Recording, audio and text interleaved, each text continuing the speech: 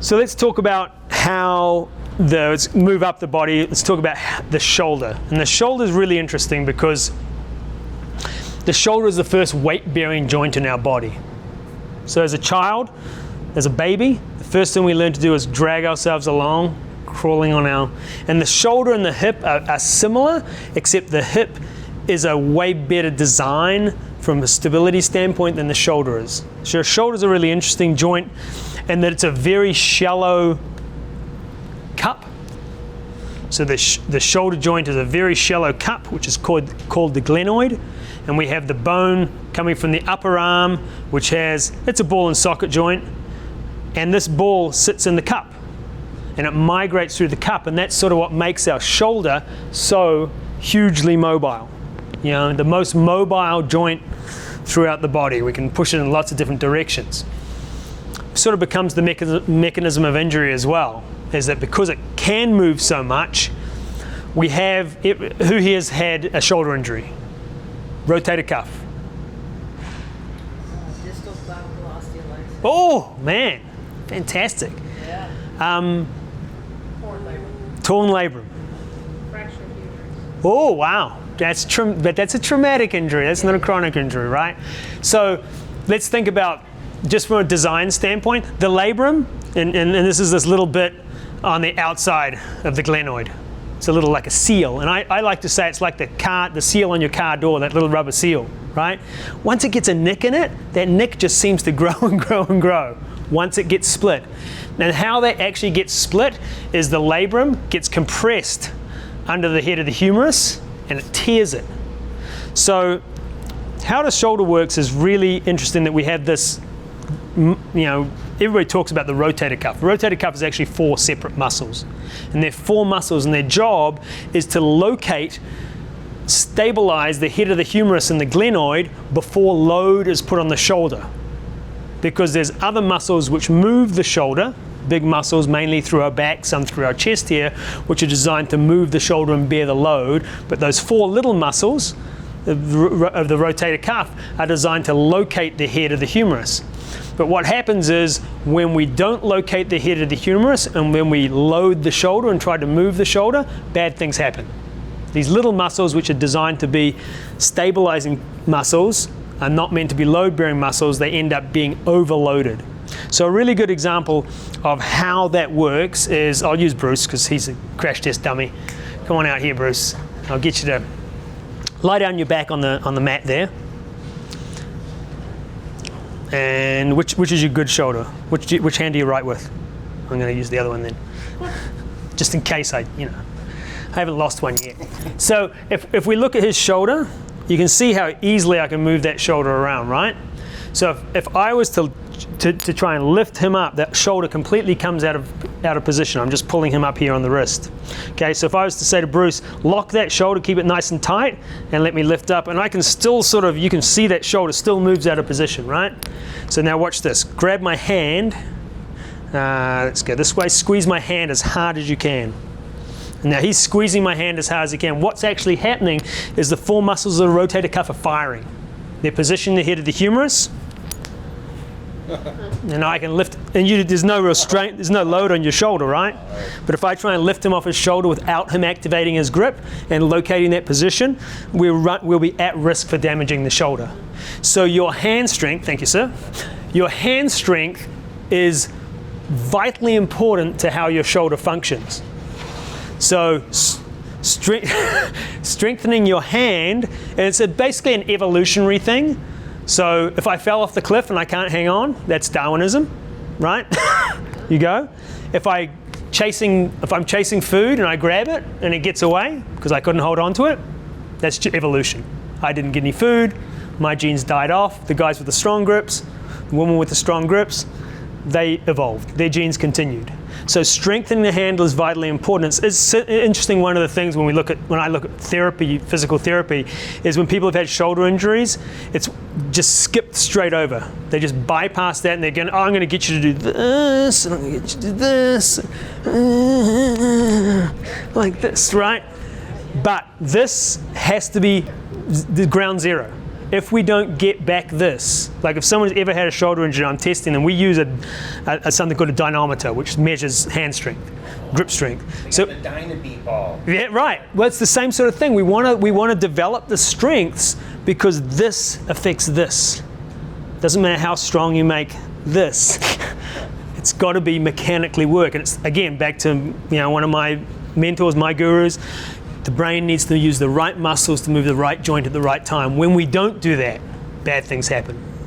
So when we get to strength and we're training the shoulders, the first thing we want to make sure is that we have hand strength. So it's different things for different people. It could be a squeezy ball, right? Depending on where you are in the spectrum. How strong is strong? How strong do I need to be? My favorite is to have grippers, and these come in different sizes, and being able to squeeze the gripper and just don't have to do it, until my hand cramps, but if I'm like, buy one every time you walk past it. Give it 10 squeezes and put it back down, right? You'll be amazed at how quickly you can do it. And one of the things we talk about when we're looking at movement and strength is we want to identify what we call the bilateral deficit. So the bilateral deficit is how different am I from one side to the other. Now, if I'm a tennis player or a fencer or something, I'm always going to have a bilateral difference, right? But we want to minimize it as much as we can. Running, cycling, and swimming, not so much. We want to be as symmetrical as we possibly can. So even as a swimmer in triathlon, I want to have strong hands, because if I don't have strong grip, I can't locate my shoulder in the pull phase of the swim stroke. So starting with grip strengths or squeezy balls is a really great way to go. We strengthen this up. The interesting thing as well, when I'm testing somebody for shoulder mobility and we're doing rehab for a shoulder, can I squeeze it and can I put the shoulder through full range of motion? Right? So interestingly enough, you'll find I see people all the time who've been in therapy, had an injury, and they're like, oh yeah, I can only move my shoulder to here. And I'm like, okay, just put this in your hand, now squeeze this, and they go, whoa, what just happened? I'm like, your shoulder went back to where it's meant to be.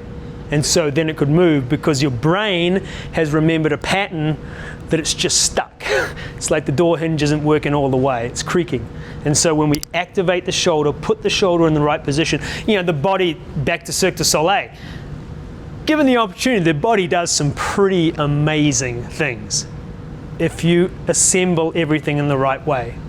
Like I think, guys are talking now 1,000-pound plus deadlifts. Guys are cracking 1,000 pounds off the deck, which is just phenomenal that you can do that. Or jumping, we're jumping higher, we're running faster, we're trying to break 2 hours in the marathon. That is just unbelievable if you've ever imagined, like, if you've ever been close to someone who runs that fast. So, Haile Gabriel Selassie, who had the world half marathon record, if at the 12-mile mark, if you started from a standing start, you wouldn't be able to keep up with him for 400 meters. That's how fast he's going. So it's like we lose, we're aware of these things, but we don't realize just how amazing these performances are. So, the human body, given the opportunity, can do amazing things. So when we talk about shoulder strength, first thing we need to start with is hand strength. If we don't have hand strength, we will never get shoulder strength. If we go straight to our shoulders, we run the risk of muscle soreness, etc., etc. So where that comes into, is that good? Yeah, because you've got your grip activated, and we're changing. We're using the muscles. It's not going to give you pure shoulder strength. It's not as good as that, though. No, the grippers are the way better way to go. But starting with something else. So the other thing we need to understand is the what moves the shoulders, and unfortunately and ironically, Dr. Tony Vu, who's right here at Sportive Chiropractic today, posted a picture of why people have so much neck and shoulder pain these days. Yeah. Right, we sit in this position all the time, right? And on a bike, we're here. At our desk, we're working here. In our car, we're driving here. Every time our shoulder is in what we call a protracted position, so our shoulder is rolled forward. That's not where our shoulder is meant to be. Our shoulder is meant to be back in neutral and our spine is extended. And what happens is, when you live in a certain position all the time, the muscles, which are normally going to just start to shorten. and they become shortened and they don't function as well. So typically these days we'll see a lot of tightening in the biceps, tightening in the pec minor, bringing the shoulder forward. We need to get our shoulders into retraction and using the right muscles to pull our shoulders back and arrange our spine correctly. So when we're talking about shoulder strength, my go-to exercise for everybody is single arm, what we call a single arm row. So the single arm row is, I'm going to use a kettlebell here because that's what I have. You can use a dumbbell, you can use a bag filled with water, you can use your handbag, it weighs 35 pounds. But what we do is we look at what the natural spirals of the muscles are through the arm. And the natural spiral of the arm is to actually only move 90 degrees. So we have two positions. We have what I call the punch position, and then with the palm is facing down, and then we have the palm facing towards my rib cage. This is the natural position of how our arm works. It turns through 90 degrees. And when I'm turning it through 90 degrees, I'm using all the muscles through my back to move the shoulder. If I go past that 90-degree point and I start to roll my hand upwards, we start to implicate all the stuff in the front of the shoulder here in the bicep. So we lose the function of these big muscles in our back, being able to pull our shoulder backwards. You know, a lot of people who grew up here or didn't, I didn't, but the President's Fitness Test, or fitness in general with kids, if anyone's got kids at school these days, you know, ask any young kid ask anybody to try and do a pull-up. The number of people who can't do pull-ups is phenomenal, so much so that the US military dropped it out of one of their tests and brought the limit. So it's a classic one. I've worked with some people in the military at a pretty high level. So to be in special forces these days, you have to be able to do 6 pull-ups. That was a PIG C. did a lot That was a more C than or a D in PE. Correct. That's the benchmark now. To be a SEAL operator, Army Ranger, Recon, 6 pull-ups, I think, 6 pull-ups is the benchmark. Which is because people just lost societally or wherever we lost the urge to do it. You should be able to pull out pull-ups because, once again, if I fall off the cliff or I'm hanging out of a tree, I want to be able to pull myself back into the tree, otherwise I fall out of the tree and die. So it's the evolution again. So using these muscles and these big muscles in our back to pull our shoulders is vitally important to position our spine, to get our shoulders back into the position they want to be, to make our shoulders strong. So with what I call a single arm row, the single arm row is really simple. It's about standing with your feet a little bit wider than shoulder width, putting your hips backwards so I keep my spine neutral.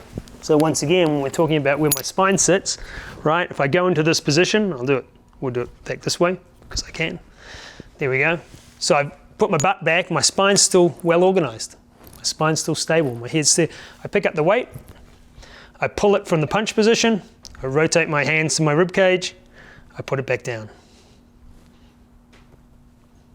I just move this, and all the time I'm doing this, the big muscles in my back are taking that load. We rotate too far, we implicate the bicep, we implicate the anterior deltoids and a couple of other muscles, pec minor here in the front of the shoulder. Muscles which are not designed to move our shoulder under heavy load. To your question earlier, how much weight do you use? Enough to challenge you. When we're talking about building strength from a rep standpoint, we never really want to go beyond 6 reps. So challenging in 6 reps. Challenging in This 6 would be one of reps. those things where you want to use as light a weight as you can to train your brain around the movement, right? Well, maybe because if you don't use a heavy enough weight, you won't squeeze the weight. You won't grip hard enough, right? So a lot of the time we find that the correction is very difficult to get people to do unless we put enough load on them, because if it's not enough weight to challenge you, to make you organize your spine correctly, to make you put into the right position, you just won't do it. Yeah. You'll find a path. Your brain is so task driven, it just finds a path around it. So yeah, enough weight to challenge you so that, say if you're doing 3 sets, 4 sets, and typically if we're talking about pure strength, 5 to 6 reps, 3 to 4 sets, maybe 5 sets on a big heavy loading, but then we get into a periodization discussion. But on your last set, the last couple of reps should be really challenging. Should be like, I might not be able to pull these out. So I've always done that with supporting the other arm. You can do that on the bench, yeah. I was just doing this to show spine organization, yes. But you know, what I don't want to see is this happening, right? Where I've got this massively curved spine, right? We want to get into this position, again, starting from the foundational point before I pick the weight up. Because most people just pick the weight off the rack and wander over and then start doing it from here. Whereas you get into the position, you organize yourself first, you create the platform, then we pick the weight up and move it through the range. But being in this very neutral position, shoulders back, straight spine, not doing this. You know, even though in gym class, they always tell you look to the roof when you're squatting and stuff like that. That actually is not a good idea. It puts a large amount of stress through the lumbar and the cervical spine, but that's a whole nother discussion. So really simple exercise, enough weight to challenge you, 5 to 6 reps, 3 sets, 90 degrees, palm down, palm to the rib cage. And you just think about taking your elbow and driving your elbow back, right? Now, strangely, when I'm teaching people to run, okay, and we want to run fast, we tell people to drive their elbows back. Just think about pushing your elbow back. Don't think about what the rest of the arm is doing. Just drive that elbow back. And if you don't think arms are important, try running without your arms. If anyone's ever seen Tyson Gay finish 100 meters, the American sprinter, he does this. His arms go, he stops running with his arms for some reason, right at the end. So really simple exercise, 90-degree rotation, no more, organized spine, same position, right? We're seeing a natural theme here. Always organizing the spine, keeping it in a straight position, keeping everything in line. We can bear large amounts of load when we do that. But start with grip strength, heavy enough weight to challenge you to hold on to it, and you'd be amazed at what you can pull. Like, you just, especially with your shoulders get strong very, very quickly because it's a lot of big muscles. So that's our shoulders. So we've got our core, got that taken care of, got our shoulders, 2 exercises. Now we'll get to the business end, legs, the important one. Never skip leg day. Right, so legs are really interesting is that there's a million exercises to strengthen your legs. Probably one of the worst ones you can do is a leg press. You're sitting in something where you're actually stabilizing your pelvis and developing leg strength, because that's not how we work. So you're saying like the leg? Yeah. Pushing something away from you, that's not how we work, right? We need to bear the load through our pelvis, because how strong do you need to be if there's a leak, right? How much air can I put in my tires if there's a hole in it? And it keeps coming out. It might only be a little hole, but it's going to keep leaking out and going to lose pressure. So the best thing from the legs, we look at 2 things in swimming. We want to be very, very strong from the hip, because we want to kick with our foot extended, and we only want to kick from the hip. We don't want to be kicking like this, right? When we're running, we talk about what's called triple extension. So triple extension, and there's a bit of a discussion here about where the triple extension actually occurs, but triple extension is extension of the ankle, extension of the knee, and extension of the hip as we push off. That's our drive phase. So we go through here, bang, I'm off on my drive phase of this leg. Extended, extended, extended. In cycling, we actually never go into extension of anything, because our hips are backwards, our knees bend a little bit, and our ankles shouldn't really bend that much at all. They bend, maximum 20 degrees, something like that. We can discuss the angles. So we want to have exercises which carry over to both. The biggest force producer we've got is coming out of the hip. Massive amount of strength here. Our knee, our quadriceps, the big muscles in the front of our legs, actually only extend our knee. They lock our knee out to what we call terminal knee extension. The glutes and the hamstrings actually help extend the hip, and that's the most powerful function of our lower body. So simplest thing is, a lot of people, well, because I'm from the other side of the world, people say I do everything backwards, which has some sort of truth to it. But if we're looking for an exercise which carries over, has the best carryover for cycling, swimming and running, it's reverse lunges. Now, reverse lunges are really simple. You basically just take a pad or something. It doesn't have to be a pad like this, it can be a towel or anything. We start in front, nice and tall. We lift our leg up, we step backwards, we lower ourselves down until our knee touches the pad, then we drive back up. And the movement is not off our back foot, it's off this front hip. So if I'm back here, I'm going to lower my knee down. When I'm going to stand up, everything is going to start from this front leg, and I'm going to snap the hip and the knee up. You're not pushing with your back leg. You're pushing You're stabilizing with your back leg to a That's it. point. Yeah, just to stabilize you. And this in itself is the best carryover exercise, and it's a very low risk exercise. Because at one point, we're very close to the ground. So if we've got any weight, we're not going to put ourselves at risk.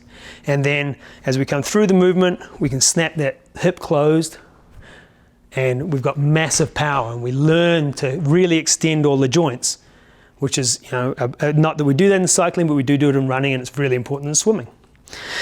So why not a forward lunge? Well, in a forward lunge, we run the risk of loading the front of the knee. So if I step forward, you watch what happens to my tibia, this bone in my lower leg here. When I step forward, all of a sudden this knee starts to track forward massively, and we've got a very sharp angle here through the knee, a lot of force going out through the front of the knee. So it's a lot of loading on the knee. When I do it backwards, you watch this tibia, stays completely vertical the whole time.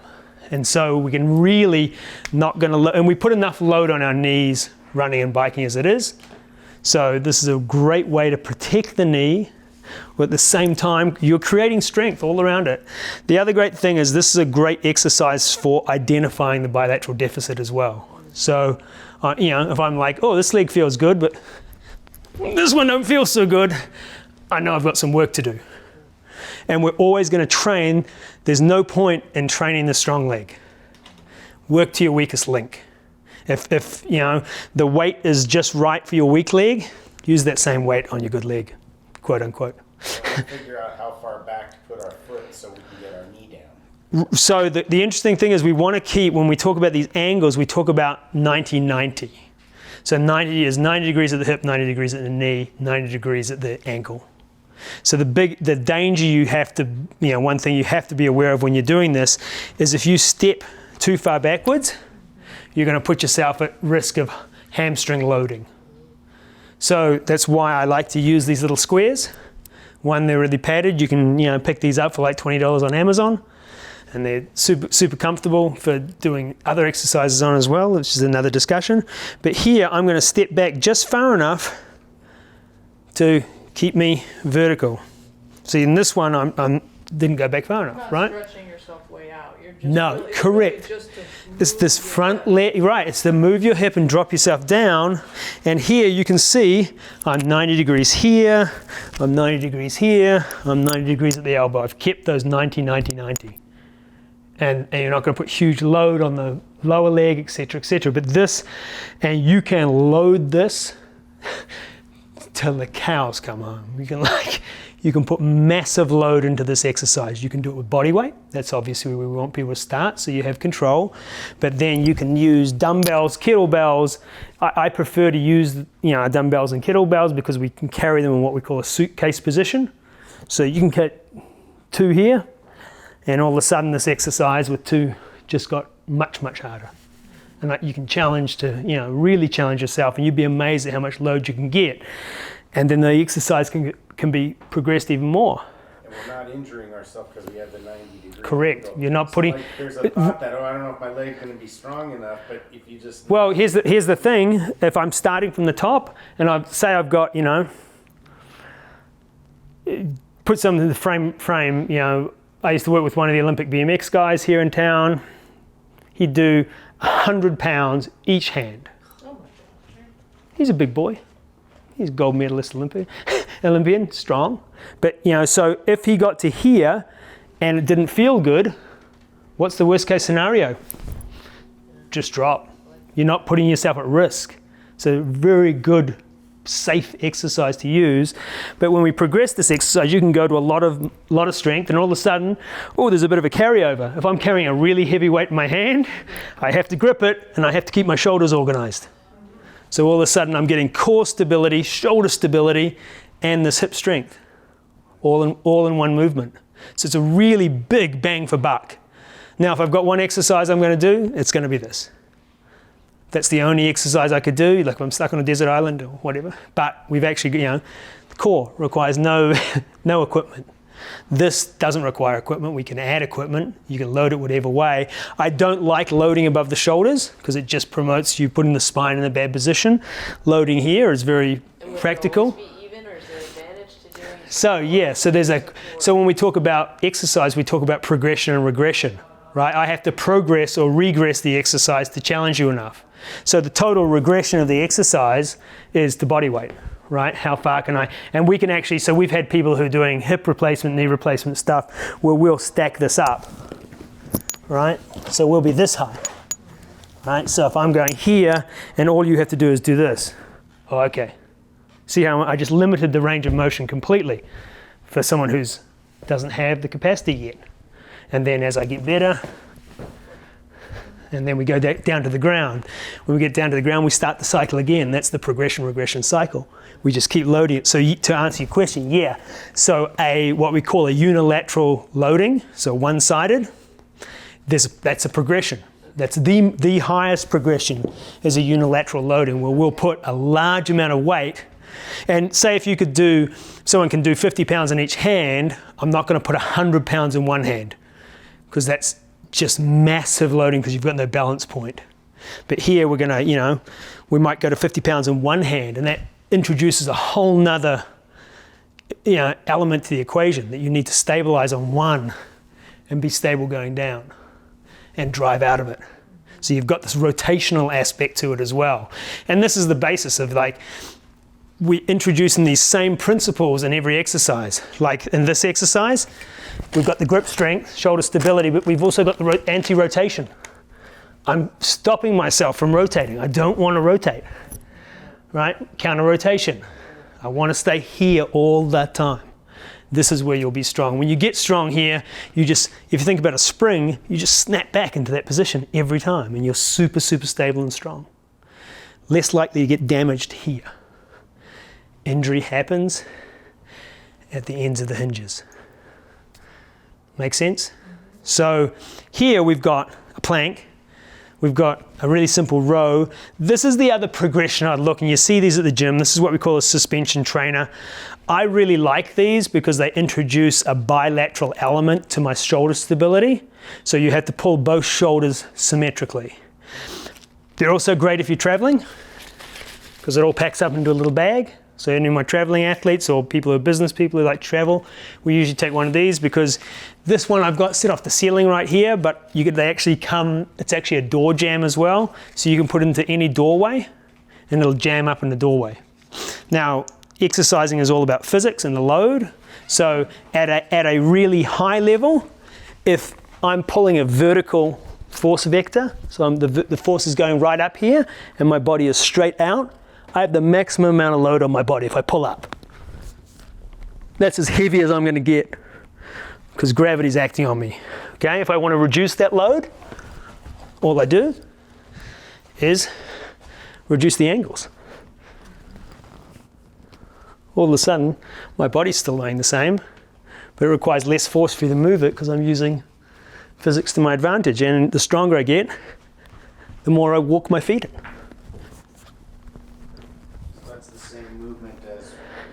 Correct. Right? But I'm using... Every pull he's going. Yep. So every when I'm stable here like a plank, upside down plank, I've got my 90-degree rotation and I can vary my weight depending on how much load I want to challenge myself with. So like you'll find is if you do it at home on a doorway, you lengthen these to find your perfect angle and that's your progression regression. So, if we're working with someone who's had shoulder issues, a traumatic shoulder injury and stuff like that, it might be an elastic, stretch band pinned off the wall.